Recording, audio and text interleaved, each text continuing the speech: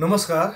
नेपाली विषय शिक्षण सिकाइ सहजीकरण क्रियाकलापको यो नयाँ श्रृङ्खलामा सम्पूर्ण विद्यार्थी भाइ बहिनीहरूलाई हार्दिक स्वागत गर्न चाहन्छु। म नेपाली विषय शिक्षक मिलन र आजको यस श्रृङ्खलामा चाहिँ मैले कक्षा 8, 9 र 10 मा अध्ययन गर्ने विद्यार्थी भाइ बहिनीहरूको लागि बोध तथा अभिव्यक्ति खण्ड अन्तर्गतको निबन्ध लेखन परिचय र शिल्प सम्बद्ध शैक्षणिक सामग्री अथवा पाठ्यवस्तुहरू लिएर उपस्थित भएको छु र विद्यार्थी भाइ बहिनीहरूलाई आजको यस शिक्षण सिकाइ सहजीकरण क्रियाकलापमा निबन्ध भनेको के हो, निबन्धको परिचय के हो त, अनि त्यस पछाडि निबन्ध कति प्रकारको हुन्छ, निबन्धलाई हामीले कुन कुन आधारले चाहिँ विभाजन गरेर ती चाहिँ आधारहरूमा विभाजन गरिएका निबन्धहरूको चाहिँ विशेषता के हुन् त भन्ने कुराहरू, अथवा चाहिँ निबन्धको विषयवस्तुको आधारमा निबन्धको पहिचान गर्न सक्ने र निबन्ध लेख्दाखेरि अथवा निबन्ध लेखनको क्रममा के कुरालाई हामीले आत्मसात गर्नुपर्छ, कुन कुन कुरालाई चाहिँ हामीले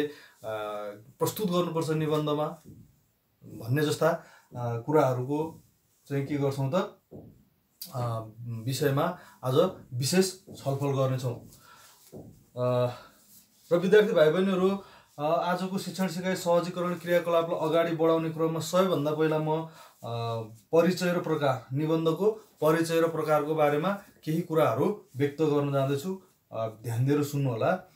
निबन्धको परिचय भन्नुपर्दाखेरि चाहिँ निबन्ध शब्द नि प्लस बन्ध, बन्ध मूल शब्दमा नि उपसर्ग लागेर चाहिँ के हुन्छ, निबन्ध शब्दको निर्माण भएको हुन्छ र यसको अर्थ हुन आउँछ नियममा बसेर अथवा नियममा आधारित भएर, नियमभित्र रहेर कुनै पनि विषयवस्तुलाई चाहिँ के त क्रमैसँग क्रमिकता अनुसार, विषयवस्तुको क्रमिकता अनुसार के गर्ने त त्यसलाई व्यक्त गर्ने अथवा प्रस्तुत गर्ने शैली जुन हुन्छ त्यसलाई हामी निबन्ध भन्छौँ।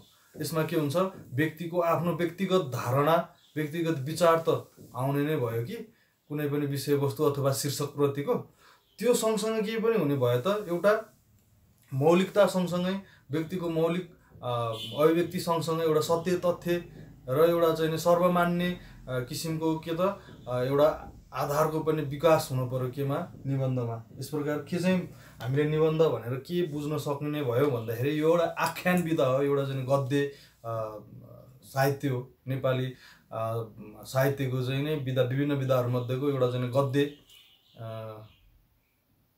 साहित्य हो र गद्य साहित्य अन्तर्गतको चाहिँ नै एउटा के हो त विषयवस्तु अथवा चाहिँ कुनै एउटा चाहिँ शीर्षकको विषयवस्तुलाई चाहिँ क्रमिक रूपमा नियममा आधारित भएर, नियमभित्र रहेर, नियमभित्रै बसेर परिधिभन्दा बाहिर नगइकन त्यसलाई निरन्तर रूपमा चाहिँ क्रमिकता को रूपमा गएर परिचय, त्यस पछाडि विषयवस्तुको परिचय पश्चात चाहिँ हुनुपर्ने त्यसमा व्याख्या विश्लेषणका कुराहरू, निष्कर्ष लगायतका यावत कुराहरूमा चाहिँ एउटा फर्म्याटमा आधारित रहेर अथवा चाहिँ एउटा चाहिँ जुन सीमारेखा हुन्छ त्यो सीमारेखाभित्र रहेर कुनै पनि विषयवस्तुप्रतिको व्यक्तिगत धारणालाई सत्य तथ्यपूर्ण आधारमा आधारित रहेर क्रमैसँग प्रस्तुत गरिने एउटा लेखन शैलीलाई चाहिँ हामी के भन्छौँ त निबन्ध भनेर भन्छौँ।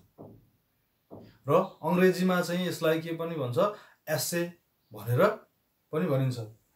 अब यो त भयो निबन्धको परिचय। अब यस पछाडि म तपाईँहरूलाई निबन्धको प्रकार, अब यो निबन्ध भनेको एउटा नियममा रहेर आफ्नो विचार प्रस्तुत गर्ने शैली रहेछ भनेर बुझिसके पछाडि अब त्यसको प्रकार कति प्रकारको हुन्छ त, विषयवस्तुको प्रस्तुतिको हैन, यो विभिन्न किसिमले चाहिँ यसको विभाजन गरिन्छ।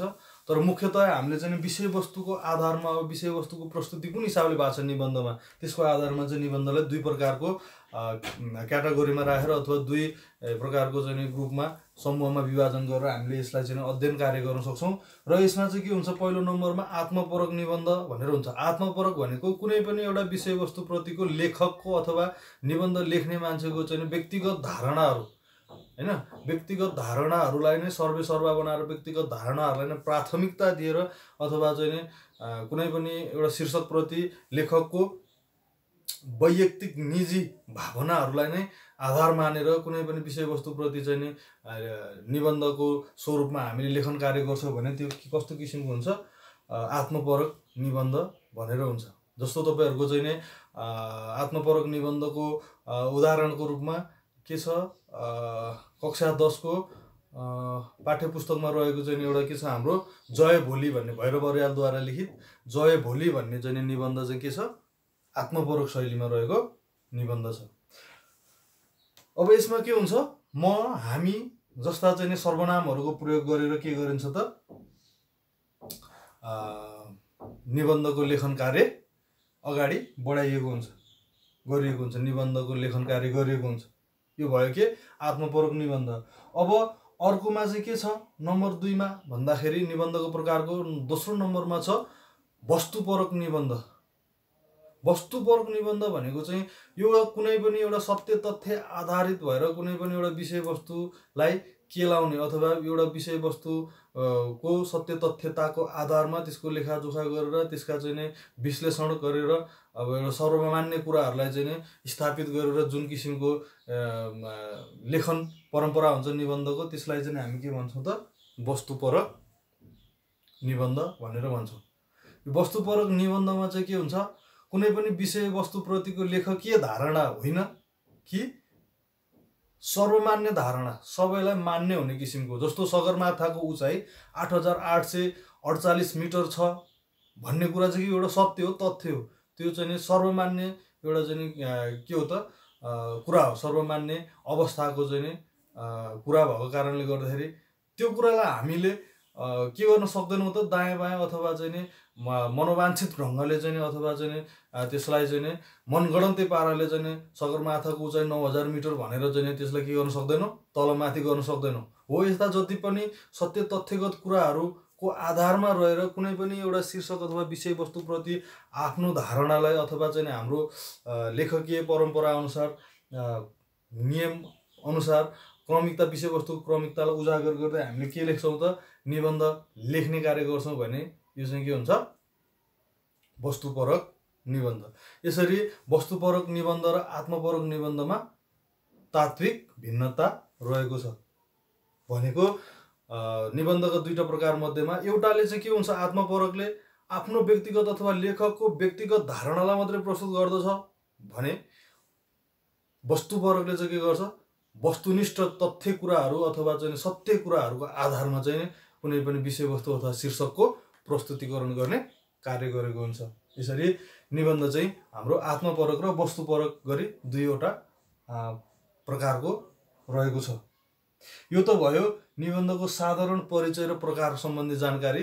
अब यो निबन्धको परिचय र प्रकार पछाडि दोस्रो नम्बरमा हामी जान्छौँ आजको शिक्षण सिकाइ सहजीकरण क्रियाकलापको दोस्रो नम्बरमा। यसमा चाहिँ के छ, निबन्ध लेखनका शिल्पहरू भनेर निबन्ध लेख्ने तरिकाहरू, निबन्ध लेख्ने विधिहरू, निबन्ध के कुरामा आधारित भएर अथवा निबन्ध लेख्दाखेरि के कुरामा चाहिँ हामीले ख्याल गर्नुपर्छ भन्ने कुराहरू अबको चरणमा म तपाईहरुलाई बताउँछु। विद्यार्थी भाइ बहिनीले ध्यान दिएर सुन्नु होला।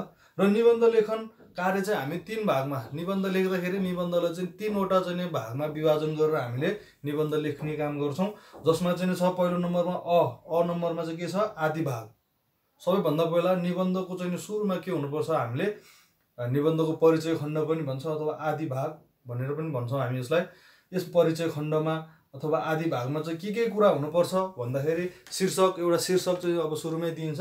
त्यो शीर्षकको परिचय, जस्तो हामीले सगरमाथा शीर्षकमा चाहिँ निबन्ध लेख्न लाग्यौं भने सगरमाथा शीर्षकको चाहिँ सगरमाथाको परिचय दिनु पर्यो। सगरमाथा भनेको के हो हैन, यो कुन ठाउँमा छ, कस्तो। सगरमाथा विश्वको सबैभन्दा अग्लो चाहिँ टाकुरा हो, यो नेपालमा पर्छ, सोलुखुम्बु जिल्लामा पर्दछ, यसको उचाइ यति छ भन्ने जस्ता चाहिँ साधारण परिचयको रूपमा चाहिँ के गर्नु पर्यो त, आदि भागमा हामीले शीर्षकको परिचयलाई उल्लेख गर्नु पर्यो। त्यसपछि त्यो शीर्षकको पृष्ठभूमि चाहिँ के हो त, पृष्ठभूमि भनेको हामीले जुन यो मध्य भाग अथवा दोस्रो भागमा जुन कुरा व्याख्या विश्लेषण र जुन कुरा चाहिँ हामीले विस्तार गर्न खोजेको त्यसको पृष्ठभूमि चाहिँ के हो त भनेको त्यसको पूर्व भाग अथवा त्यसको चाहिँ पूर्व जानकारी गराउने काम चाहिँ त्यसमा गर्नु पर्यो भन्न खोजेको के। जस्तो तपाईको चाहिँ हामीले सगरमाथा विषयको शीर्षकमा निबन्ध लेख्दैछौँ भने सगरमाथाको पृष्ठभूमि चाहिँ के हो त, हामीले सगरमाथाको के कुराको चाहिँ व्याख्या विश्लेषण गर्न खोजेका हौं त, ती कुराहरूलाई चाहिँ पूर्व निर्धारण गर्ने अथवा चाहिँ पूर्व जानकारी गराउने को रूपमा चाहिँ हामीले पृष्ठभूमिमा उल्लेख गर्नुपर्छ। र त्यस्तै विस्तार गर्ने कुराको संकेत यो पनि त्यही हो। विस्तार गर्ने कुराको संकेत भनेको जुन कुरा हामीले दोस्रो भाग अथवा मध्य भागमा के गर्छौं त, विस्तार गर्छौं, व्याख्या विश्लेषण गर्छौं, अथवा दोस्रो भागमा हामीले त्यो कुरालाई चाहिँ बढी प्राथमिकता दिएर चाहिँ निबन्धको लेखन कार्य गर्दैछौं भने त्यो दोस्रो भागमा लेखिने जुन कुरा हुन्छ त्यसैको पूर्व जानकारी ट्रेलर भन्छ नि, ट्रेलरको रूपमा चाहिँ ट्रेलर जस्तोको रूपमा चाहिँ हामीले के गर्नुपर्छ, परिचय खण्ड अथवा आदि भागमा निबन्ध लेखनको कार्यमा उल्लेख गर्नुपर्छ। आदि भागमा के कुरा उल्लेख गर्नुपर्ने भयो त एउटा शीर्षकको चाहिँ के गर्नु पर्यो, साधारण परिचय दिनु पर्यो। अनि त्यस पछाडि त्यो शीर्षकको पृष्ठभूमि अथवा चाहिँ त्यो शीर्षकमा हामीले के लेख्न लागेका हौँ त, अथवा त्यो लेख्न क्रममा अथवा लेख्ने क्रममा चाहिँ हामीले के कुरालाई चाहिँ अब अन्य अथवा आउने भागमा अथवा दोस्रो भागमा चाहिँ के कुराहरूलाई चाहिँ प्रस्तुत गर्दछौँ त भन्ने कुराहरूको चाहिँ पूर्व जानकारीको रूपमा चाहिँ सङ्केत गर्ने काम चाहिँ हामीले केमा गर्नु पर्यो, परिचय खण्ड अथवा पहिलो भागमा आदि भागमा गर्नु पर्यो। र अर्को मध्य भाग, निबन्धको मध्य भाग अथवा चाहिँ व्याख्या विश्लेषण र विचार खण्डमा चाहिँ हामीले के गर्नुपर्छ भन्दाखेरि विभिन्न तर्कहरूको आधारमा हैन, विभिन्न चाहिँ विशेषताहरूको आधारमा, विभिन्न चाहिँ महत्त्व र फाइदाहरूको आधारमा चाहिँ हामीले के गर्नुपर्छ त, त्यो जुन शीर्षक छ त्यसको बारेमा व्याख्या विश्लेषण गर्नुपर्छ। भनेको जस्तो हामीले सगरमाथा शीर्षकमा चाहिँ के गर्दैछौँ त, निबन्ध लेख्दैछौँ भने सगरमाथाको बारेमा चाहिँ सत्य तथ्य र हैन लेखकको लेखकीय धारणा पनि अभिव्यक्त गर्न पाइने भयो। त्यसमा चाहिँ के गर्नु पर्यो, विभिन्न तर्कहरूको प्रयोग गर्नु पर्यो। तर्कहरू भनेको तपाईँको कुनै पनि विषयवस्तुप्रतिको चाहिँ आफ्नो व्यक्तिगत धारणा सँगसँगै त्योसँग जोडिएको सत्य तथ्यपूर्ण धारणाहरू के गर्नु पर्यो त, प्रस्तुत गर्नु पर्यो। र ती धारणाहरूको आधारमा चाहिँ हामीले चाहिँ एउटा तर्कको रूपमा चाहिँ के गर्नु पर्यो त, व्याख्या विश्लेषण कार्य गर्नु पर्यो। अनि त्यस पछाडि त्यो विशेषता, सगरमाथाको विशेषता के रहेको छ त हैन, सगरमाथाको महत्त्व किन छ त, अनि त्यस्तै सगरमाथाको फाइदा के छ त, जस्ता कुराहरूलाई चाहिँ हामीले के गर्नु पर्यो त, तर्कको प्रयोग, विशेषता, महत्त्व र फाइदा जस्ता कुराहरूको विचार विमर्श गरेर अथवा ती कुराहरूलाई केलाएर ती कुराहरूको लेखाजोखा गरेर ती कुराहरूको विश्लेषण गरेर हामीले चाहिँ नि दोस्रो भाग अथवा मध्य खण्डमा अथवा मध्य भागमा चाहिँ लेख्न पर्यो।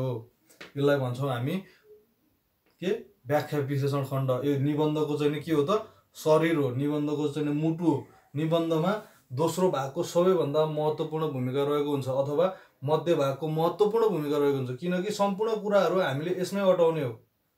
जुन शीर्षकमा जुन विषयवस्तुमा हामी निबन्ध लेख्दैछौँ त्यो विषयवस्तुप्रति कतिको न्याय गर्न सक्छौँ त, अथवा त्यो विषयवस्तुलाई हामीले कतिको सबैलाई चाहिँ स्वीकार हुने तरिकाले अथवा स्वीकार्य सर्वस्वीकार्य रूपमा चाहिँ प्रस्तुत गर्न सक्छौँ त भन्ने कुरा, अथवा चाहिँ एउटा त्यो निबन्ध लेख्ने मान्छेले अथवा लेखकको तार्किक धारणा अथवा चाहिँ लेखकको प्रस्तुतिकरणको क्षमताको जाँच गर्ने भनेको चाहिँ कहाँ हो त, मध्य भागमा हो। त्यो भएको कारणले गर्दाखेरि मध्य भाग निबन्धको मेरुदण्डको रूपमा रहेको छ। यसलाई चाहिँ हामीले जति सक्छौँ यसलाई तर्कपूर्ण कुराहरू एकदम आफ्नो चाहिँ तार्किक क्षमताको प्रयोग प्रस्तुत गर्ने हो। एकदम विश्लेषण क्षमता लेखकको चाहिँ यो रहेछ भन्ने किसिमको चाहिँ पार्नको लागि अत्यन्त सत्य तथ्य आधारित हैन, सत्यमा आधारित कुराहरूलाई चाहिँ के गर्ने त, प्रस्तुत गरेर तिनीहरूको बारेमा चाहिँ व्याख्या विश्लेषण कार्य हामीले मध्य भाग अथवा दोस्रो खण्डमा गर्नुपर्छ। र अब अन्तिम खण्ड अथवा तेस्रो अन्त्य भागमा चाहिँ यसलाई उपसंहार खण्ड पनि भनिन्छ। यो उपसंहार अथवा अन्त्य भागमा के कुराको चाहिँ हामीले उल्लेख गर्नुपर्छ भन्दाखेरि व्याख्या विश्लेषणको सार, मौलिक र सटिक प्रस्तुतिमा गर्नुपर्छ। भनेको जति पनि हामीले दोस्रो, पहिलो र दोस्रो भागमा, आदि भाग र मध्य भागमा सगरमाथाको बारेमा चाहिँ के गर्दै थियौँ त, व्याख्या विश्लेषण परिचय सबै थोक गर्दै थियौँ, ती कुराहरूको चाहिँ अब निष्कर्षको रूपमा अथवा निचोडको रूपमा चाहिँ आफ्नो धारणा, मौलिक धारणा, लेखकको मौलिक धारणालाई चाहिँ प्रस्तुत गर्नुपर्ने समय हो। यो चाहिँ के हुन्छ, सकेसम्म एक अनुच्छेद, छोटो अनुच्छेद, एक अनुच्छेदमा हामीले यो सकाउनुपर्छ। एकदम सटिक कुराहरू हुनु पर्यो।